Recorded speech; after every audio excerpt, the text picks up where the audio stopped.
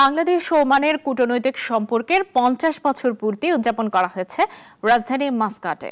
অনুষ্ঠানকে ঘিরে ছিল নানা আয়োজন। হাশেম চৌধুরীর রিপোর্ট, জানাচ্ছেন ইসরাত জাহান। পূর্ণ হল বাংলাদেশ ও ওমানের কূটনৈতিক সম্পর্কের 50 বছর। দুই দেশের বন্ধুত্ব, সহযোগিতা ও ভবিষ্যৎ অংশীদারিত্বের নতুন দিগন্ত উন্মোচনের লক্ষ্যে বর্ণাঢ্য অনুষ্ঠানের আয়োজন করে বাংলাদেশ দূতাবাস। বাংলাদেশের বিভিন্ন অঞ্চলের সমস্ত কিছু আজকে এই ওমানের মধ্যে তুলে ধরেছেন। অনুষ্ঠানের শুরুতেই বাজানো হয় দুই দেশের জাতীয় সঙ্গীত। বাংলাদেশ সোশ্যাল ক্লাব ওমানের বিভিন্ন উইংসের উদ্যোগে প্রদর্শিত হয় বাংলাদেশের অগ্রযাত্রা, ইতিহাস ও ঐতিহ্যের প্রতিচ্ছবি।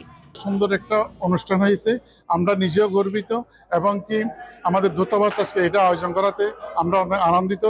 প্রধান অতিথি ছিলেন ওমানের পররাষ্ট্র মন্ত্রণালয়ের রাজনৈতিক বিষয়ক উপসচিব শেখ খলিফা বিন আলী আল হার্থি।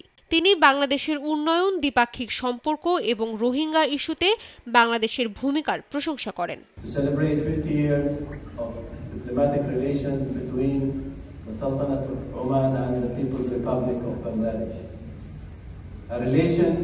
বাংলাদেশের রাষ্ট্রদূত রিয়াল অ্যাডমিরাল খন্দকার মিসবাউল আজিম ছিলেন অনুষ্ঠানে।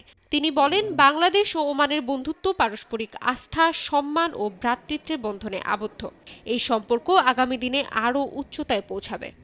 Bangladesh and Oman share a deep and enduring relationship built on mutual trust, a legacy of shared values, beliefs, long-standing cultural ties, and enduring people-to-people contact. Bangladesh ও ওমানের 5 দশকের বন্ধুত্বপূর্ণ সম্পর্ক আরও জোরদার হবে, এমন প্রত্যাশায় শেষ হয় সুবর্ণ জয়ন্তীর এই আয়োজন।